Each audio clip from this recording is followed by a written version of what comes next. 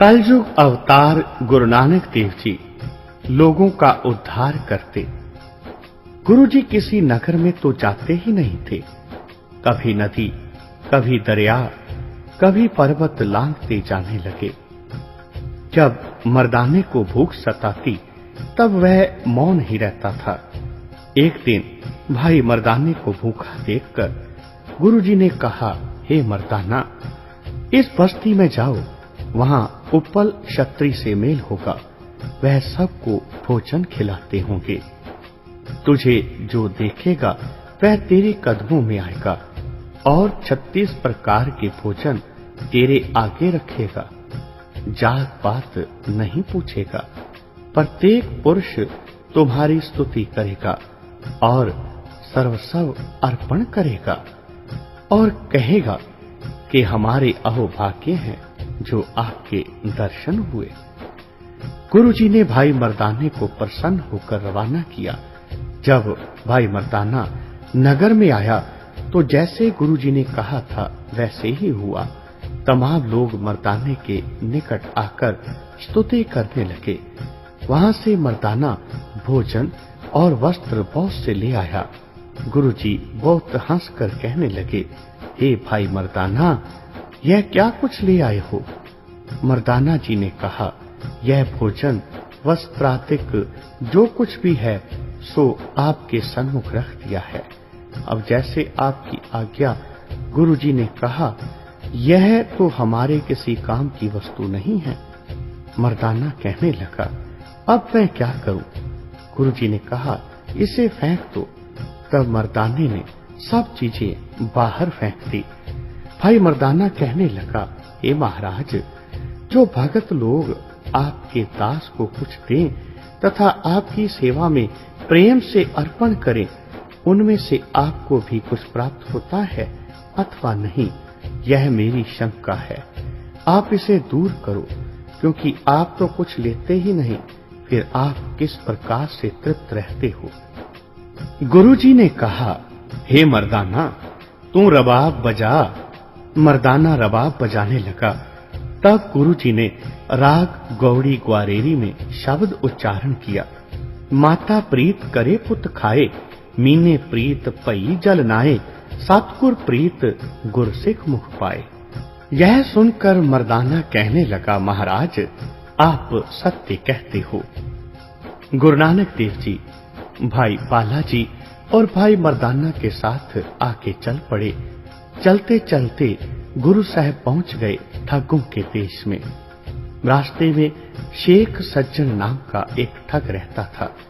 उसने मार्ग में ही अपने मकान बनाए थे। एक मंदिर और एक मस्जिद भी बनवाई थी। यदि कोई हिंदू आता तो वह उसे मंदिर में ठहराता और यदि कोई मुसलमान आ जाता तो उसे रहने को मस्जिद दे देता। जब रात्रि का समय होता तो मुसाफिर को फांसी दे देता था और उसकी लाश कुएं में डाल देता था। जब दिन चढ़ जाता तो वह अपना स्वरूप पूर्ण सज्जनों जैसा बनाकर अल्लाह अल्लाह करने लग जाता। गुरु नानक देव जी और भाई बालाजी और मर्दाना जी का उसने बहुत सम्मान किया। अपने संगी डाकुओं को कहा, मालूम होता है इसके पास बहुत साधन है जो इन्होंने छुपा रखा है, तभी इनके मुख पर नूर है, क्योंकि दौलत की चमक मुख पर स्वयं आ जाती है। जब रात हुई तो उसने गुरु जी से कहा, आप भीतर चलो और विश्राम करो। गुरु जी कहने लगे, हे मित्र, तुम्हारा नाम क्या है? तब उसने कहा, मेरा नाम सज्जन है। गुरु जी ने कहा, एक ही खिदमत करनी अच्छी होती है। हम तो एक परमात्मा की ही सेवा करने वाले हैं। अब हम खुदा की बंदगी का शब्द कहकर पीछे सोने का प्रबंध करेंगे। गुरु जी ने भाई मर्दाने को कहा, मर्दाना, रबाब बजाओ। गुरु जी ने राग सूही में एक शब्द उच्चारण किया। उज्जल कहा चिलकणा, कोटम कालड़ी मस, ਧੋਤਿਆਂ ਝੂਠ ਨਾ ਉਤਰੈ, ਜੇ ਸੋ ਧੋਵਾਂ ਤਿਸ ਸੱਜਣ ਸੇਈ ਨਾਲ ਮੈਂ, ਚਲਦਿਆਂ ਨਾਲ ਚਲਨ ਜਿੱਥੇ ਲੇਖਾ ਮੰਗੀਐ, ਤਿੱਥੈ ਖੜੇ ਤਿਸਨ ਕੋਠੇ ਮੰਡਪ ਮਾੜੀਆਂ, ਪਾਸੋਂ ਚਿਤਵੀਆਂ टठियां काम न आवनी, विच्चों सखणियां। इस शब्द को सुनकर उस ठग का कायाकल्प हो गया। वह भागकर आया और गुरुजी के चरणों से लिपट गया। कहने लगा, हे महाराज, मुझे वह बातें बताने की कृपा करो जिससे गुनाह दूर हो जाएं। गुरुजी ने कहा, जो तुमने नर हत्याएं की हैं, यदि तुम हमारे सन्मुख सत्य सत्य कह दो तो तब कुछ हम तुम्हारे कल्याण का मार्ग निकालेंगे। तब उसने कहा, महाराज, मैंने बहुत सी हत्याएं की हैं। गुरुजी कहने लगे, उनकी जो वस्तु तुमने छीनी है वह सारी हमारे सामने लाओ। शेख सज्जन ने गुरुजी की आज्ञा मानकर सारी डकैती का सामान गुरुजी के आगे लाकर रख दिया। गुरुजी ने फरमाया, यह सारी संपदा खुदा के नाम पर लुटा दो। उसने सारी वस्तु लुटा दी। गुरुजी के पवित्र उपदेश ने उस ठग का भी कायाकल्प कर दिया, कल्याण कर दिया। इसी प्रकार सतगुरु श्री गुरु नानक देव जी अनेकों स्थानों में सत्य नाम का प्रचार करते करते और अनेकों जिज्ञासुओं को भवसागर से पार करते करते पानीपत में आ गए। यह शेख शर्फ की जगह थी। उसका चेला था शेख टटीहरी। वह अपने पीर के लिए जल लेने जा रहा था। उसने श्री गुरुजी के पवित्र दर्शन किए। उसने आकर कहा, सलाम ओ दरवेश। गुरुजी कहने लगे, उस अलेख को सलाम हो। उसने हैरान होकर सोचा कि आज तक सलाम किसी ने भी वापस नहीं किया था। अब इनकी खबर अपने पीर को करूंगा। उसने अपने पीर शेख शर्फ को सारी वार्ता सुनाई। पीर ने कहा, बेटा, मैं उसका दर्शन करना चाहता हूँ जिसने अलेख को सलाम कहा है। टटीहरी अपने पीर को लेकर गुरुजी के निकट आया। तब शेख शर्फ ने गुरुजी को इस प्रकार संबोधन किया, पीर उजा आमद। गुरुजी इजा आवद। पीर कहने लगा, असमान मणि। गुरुजी कहने लगे, जी सुमान बधो। फिर पीर ने गुरुजी को वाणी की पुरसीद पूछा।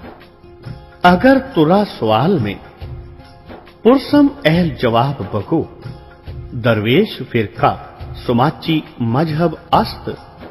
तब गुरुजी ने उत्तर दिया, पीर मती मुरीद होई रहन, कफनी टोपी मन शब्द गहन, बहता दरिया ले करे बरती, सहज बैस तहां सुख मन चेती, हरख सोग का करो हकारंग, पहर कफनी दुविधा बिदारंग, सुन गाड़ ले बसदी रिहाई, तब कफनी की जुगती पाई, कुटुंब छोड़ भया अकेला, नानक हर कफनी भया सहेला। तब शेख का कथन हुआ, अगर तुरा सवाल में पुरसस अहल जवाब बगो, दरवेश कुपीन सुमाची मजहब अस्त। तब गुरुजी ने उत्तर दिया, पीर मत मुरीद दोई रहन, गुर शब्दी खिमा मन सहज गहन, दृष्टि बांधो दुर्मत हरिय, दत्ती दुआरे ले तहां चढ़ियं, 68 हाट लाभ करनं, पहर लंगोटी जर न मरणं, पहर लंगोटी भया अकेला, उल्ट लंब का पवै ओ जेला, बिलंद सतगुर की रही छोटी, ए जुगत नानक पहर बे लंगोटी। तब शेख ने एक प्रश्न और किया आगे, अगर तुरा सवाल में पुरसस अहल जवाब बगो, दरवेश पाओ पोष तर्क समुच्चा मजहब अस्त। तब गुरु नानक देव जी ने उत्तर दिया, सर्व ज्ञान अहनिस रातं पावन पवन जलमन कीतं तरन तरवर की रहन रही नंग काटन खोदन मन में सहनंग दरिया मेला रीति आछी पाओ पाओ ओ करे साखी ए मथन कर कारबो पहनंग तऊ पाऊ कोश ब्रह्म होर रहनंग बिना ब्रह्म चीने पाऊ पोष त्यागे कहे नानक ओ तिल काट न लगे तिल काट न लगे। तब शेख ने एक और प्रश्न किया, अगर तुरा सवाल में पुरसम एल जवाब बगो दरवेश सफाए तुरा दरवेश मन मला चिला संसे। गुरुजी ने शब्द उच्चारण किया। गुरुजी ने मर्दाने को आज्ञा दी, हे मर्दाना जी रबाब बजाओ। शब्द कहेंगे मर्दाना रबाब बजाने लगा और गुरु नानक देव जी उस प्रभु भक्ति में कीर्तन में शब्द रूप में जुड़ गए और कीर्तन गाने लगे। गुरु जी के इस महावाक्य को सुनकर शेख शर्फ धन्य कर गुरु जी के चरणों पर गिर पड़ा और कहने लगा कि हमारे अहोभाग्य जो आप जैसे पहुंचे हुए संतों का दीदार हुआ है। यह कहकर उसने 7 प्रदक्षिणा लेकर प्रणाम किया। फिर भाई बाला, भाई मर्दाना और गुरु नानक देव जी दिल्ली के लिए रवाना हुए। जब सतगुरु नानक देव दिल्ली में आए तब दिल्ली नरेश ब्रह्म बेग था। तब तीनों गुरु नानक देव जी और उनके दोनों प्रिय सेवक एक महावत के पास जाकर बैठ गए। उस महावत ने गुरु जी और उनके सेवकों की बहुत सी सेवा की। इस महावत का एक हाथी मर गया था। महावत का सारा परिवार उसके दुख से दुखी हो रहा था और रो रहा था। गुरुजी ने उसे रोने का कारण पूछा। उत्तर मिला कि हाथी मर गया है। गुरुजी ने कहा, मरने वाला हाथी किसका था? उन्होंने कहा, वह राजा जी का था। गुरुजी कहने लगे, यदि हाथी बादशाह का है तो तुम क्यों रो रहे हो? महावत कहने लगा, इसके रोजीने से हमारा परिवार पल रहा था। गुरुजी के हृदय में दया का संचार उमड़ आया। कहने लगे, सत्य नाम श्री वाहिगुरु। यह शब्द पढ़कर हाथी जो मरा हुआ है उसके मुख पर हाथ फेरो। बस हाथ फेरने की देर थी, हाथी जीवित हो गया। उनको अत्यंत प्रसन्नता हुई। हाथी जीवित करने का समाचार बादशाह तक पहुंचा। तब बादशाह गुरुजी के पास आया और कहने लगा, हे महाराज, यह हाथी आपने जीवित किया है? गुरुजी ने कहा, हे बादशाह, मारने और जीवाने वाला तो आप खुदा है। दुआएं फकीरां और रहमे खुदा। इतना कहकर बाबा जी ने शब्द उच्चारण किया, मारे मार जीवाले सोई, नानक एकस अवर न कोई। इतने में वह हाथी मर गया। जब बादशाह ने कहा, इसे जीवित करो, महाराज ने कहा, हे राजन, जिस समय लोहा अग्नि में लाल हो जाता है तब उस पर किंचित हाथ नहीं लगाया जाता, और जब लोहा ठंडा हो तो समस्त दिन हाथ पर रखो तो कोई आपत्ति नहीं। उस तरह परमात्मा के मारे की परमात्मा का भजन प्रभाव जीवित करता है, परंतु फकीर की मार को खुदा भी वापस नहीं करता। बादशाह ने इस उच्च भाव को भली प्रकार जान करके अति प्रसन्नता से गुरुजी के चरणों को अपने मस्तक पर लगाया और बहुत ही तारीफ की। तब गुरुजी इस वाणी को उच्चारने लगे, नानक भुख खुदाए दी, व्याह बेपरवाही, असां तलब दीदार दी, बेया तलब न काही। फिर बादशाह ने गुरुजी को नमस्कार किया और अपने घर को गया। इधर गुरुजी अपने परम सेवकों के साथ अगली यात्रा पर निकल पड़े। बोलो जी पाई जी वाहे गुरु, वाहे गुरु, वाहे गुरु।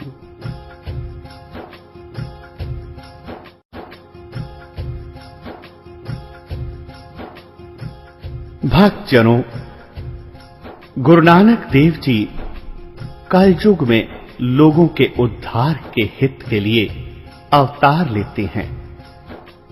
गुरु नानक देव जी ने कुल 4 उदासियां की। उदासी का भाव अर्थ है लोगों के भले के लिए की गई पैदल यात्राएं। गुरु नानक देव जी जिस समय दूसरी उदासी धारण करते हैं, वह समय संवत 1566 विक्रम था तथा गुरु जी की आयु उस समय 1 मास कम 40 वर्ष की थी। गुरु नानक देव जी महाराज का पवित्र दाढ़ा ठीक स्याह वर्ण का था। जाने के समय मर्दाना जी ने पूछा, हे गुरुदेव, अब किधर जाने का विचार है?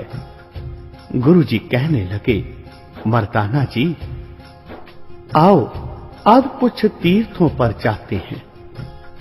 गुरु जी ने पवन आहार का व्रत लिया।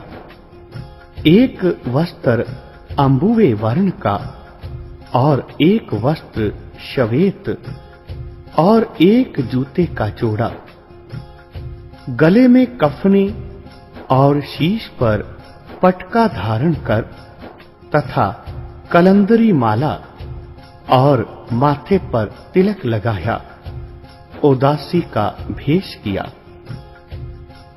चलते चलते रास्ते में गुरु जी को शेख वजीद मिला।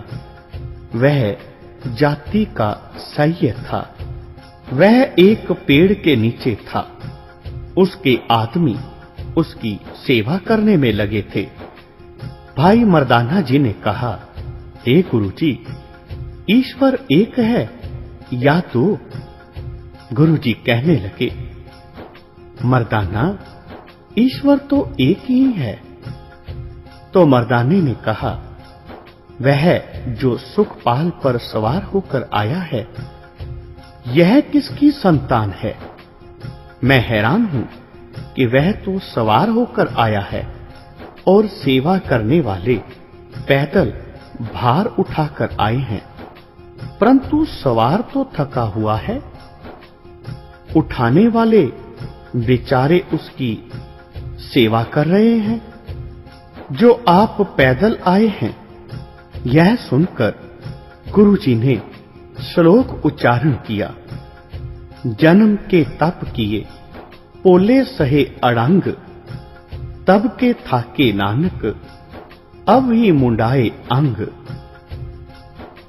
इसका भावार्थ है, गुरु जी कहने लगे, हे मर्दाने, तप करने से राज्य की प्राप्ति मानी है और राज्य का परिणाम नरक है।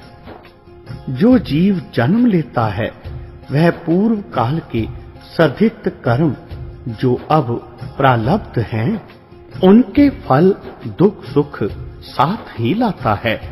सो करतार का रंग देखता जा। मर्दाना जी ने गुरु जी के चरणों से लिपट कर प्रणाम किया। अब गुरु जी वहां से बनारस काशी में जा विराजे। एक पंडित जी, जिनका नाम चतुरदास था, वह गुरु जी के वेश को देखकर उनके निकट आया और नमस्कार करके बैठ गया। कहने लगा, हे भक्तवर, तुम्हारे पास ना तो शालग्राम की मूर्ति है और ना ही तुलसी की माला, ना ही तुम्हारे पास गोपी चंदन का तिलक है, फिर अपने को संत कहते हो। भेष साधु जैसा बना रखा है, क्या इसी का नाम भक्ति है? गुरु जी ने पंडित चतुरदास जी को उत्तर देने की जगह मर्दाने को कहा, हे मर्दाना जी, रबाब बजाओ। मर्दाना रबाब बजाने लगे। तब गुरु जी ने शब्द उच्चारण किया, सालग्राम विप पूज मनाओ, सुकृत तुलसी माला, राम नाम जप बेड़ा बांधो, दया करो दयाला, काहे कलरा सिंचो जन्म गवावो, काची टैग दीवाल काहे गच लावो। पंडित जी कहने लगे, हे महाराज, आपने यह तो सत्य ही की है, परंतु जिससे परमात्मा मिले वह कौन सी रीति है। तब गुरु जी कहने लगे, काम क्रोध दोए करो बसोले, गोडो तरती पाई, ज्यों गोडो त्यों तुम्हें सुख पाओ, कीर्तना मेटिया जाई। फिर पंडित जी ने पूछा, हे भक्त जी, धरती को नम दिए बिना ही किस प्रकार बोएं और माली किस विधि को अपना कर जाने। फिर गुरु जी कहने लगे, कर हरहट माल टिंड पर वो, तिस पीतर मन जोवो, अमृत सिंचो परो क्यारे, तो माली के हो। तब पंडित चतुरदास जी कहने लगे, आप तो परमहंस हो और हम मति मलिन हैं, बगले की भांति। तब गुरु जी ने एक और शब्द की पंक्ति उच्चारण की, बगुले ते पुन हंसला होवे, जे तू करें दयाला, प्रणवत नानक दासा दासा, दया करो दयाला। तब फिर पंडित जी कहने लगे, आप उस ईश्वर के पूर्ण भक्त हो, हमारी प्रार्थना है कि आप इस नगरी को पवित्र करो और कुछ इसका भी गुण ग्रहण करो। गुरु जी ने पूछा, इसका गुण क्या है? पंडित जी ने कहा, काशी विद्या का केंद्र है, यही इसका उच्च गुण है। विद्या से रिद्धि सिद्धि की प्राप्ति होती है तथा संसार में विद्वान का मान होता है। तब गुरु जी ने मर्दाना जी को रबाब बजाने की आज्ञा थी और शब्द कहा, राग बसंत महला पहला, राजा बालक नगरी काची, दुष्टा नाल प्यारो, दोए माई दोए बापा पड़िए, पंडित करो विचारो, स्वामी पंडिता तुम देहो मति, किन विद पाऊं प्राणपति। फिर पंडित चतुरदास जी कहने लगे, हे भक्तवर, यह जो हम लोग दुनिया को पढ़ाते हैं, उस विद्या से कुछ परमार्थ भी सुधरता है अथवा नहीं? गुरु जी ने कहा, हे पंडित जी, स्वयं क्या पढ़ें और क्या कुछ लोगों को पढ़ाते हो, वह बताओ। पंडित जी ने कहा, अक्षर बोध से वेद शास्त्रादिक का ज्ञान सिखाना हमारा काम है। तब गुरु जी ने शब्द उच्चारण किया, मौली ओंकार ब्रह्मा उत्पत्त, ओंकार किया जिन चित्त, ओंकार शैल जुग पये, ओंकार वेद निर्मये, ओंकार शब्द उदरे, ओंकार गुरमुख तरे, ओनम अक्षर सुनो विचार, ओनम अक्षर त्रिभुवन सार, सुन पांडे क्या लिखो जंजाला, लिख राम नाम गुरमुख गोपाला। तब गुरु जी ने ओंकार की 49 पौड़ियां उच्चारण की। तब पंडित चतुरदास जी गुरु जी के चरणों में गिर पड़ा और गुरु जी का सेवक बनकर नाम जपने लगा। उस समय गुरु नानक देव जी अपने दोनों ही प्रिय भक्तों भाई बालाजी और भाई मर्दाना जी को साथ लेकर नानकमती जा पहुंचे। वहां पर आपने एक वट वृक्ष के नीचे डेरा डाला। वह बोहड़ का वृक्ष सूखा हुआ था। गुरु जी के आगमन से वह वृक्ष हरा हो गया। तब सिद्धों ने देखकर कहा कि यह कोई महापुरुष है। तब सिद्धों ने गुरु जी से पूछा, आप किसके शिष्य हो और किससे दीक्षित हुए हो? गुरु जी ने उनके उत्तर में शब्द उच्चारण किया। सूही महल्ला पहला। कौन तराजी कौन तोला, तेरा कौन सराफ बुलावा। कौन गुरु कै पै दीख्या लेवा, कै पै मुल करावा। मेरे लाल जियो तेरा अंत ना जाना, तू जल थल महियल भरपुर लीना, तू आपे सर्व समाना। तब सिद्धों ने कहा गुरु जी को कि तुम योगी बनो और भेष बदलो। तब गुरु जी कहने लगे, जोग न खिंथा, जोग न डंडै, जोग न भस्म चढ़ाइयै, जोग न मुंदी मूंड मुंडाइयै, जोग न सिंगी वाहियै, अंजन माहे निरंजन रहिए, जोग जुगत इव पाइयै। गल्ली जोग न होई, एक दिष्ट कर सम कर जाने, जोगी कहिए सोई, के बातों से जोग नहीं होता। उस एक को मानने वाला ही असल जोगी है।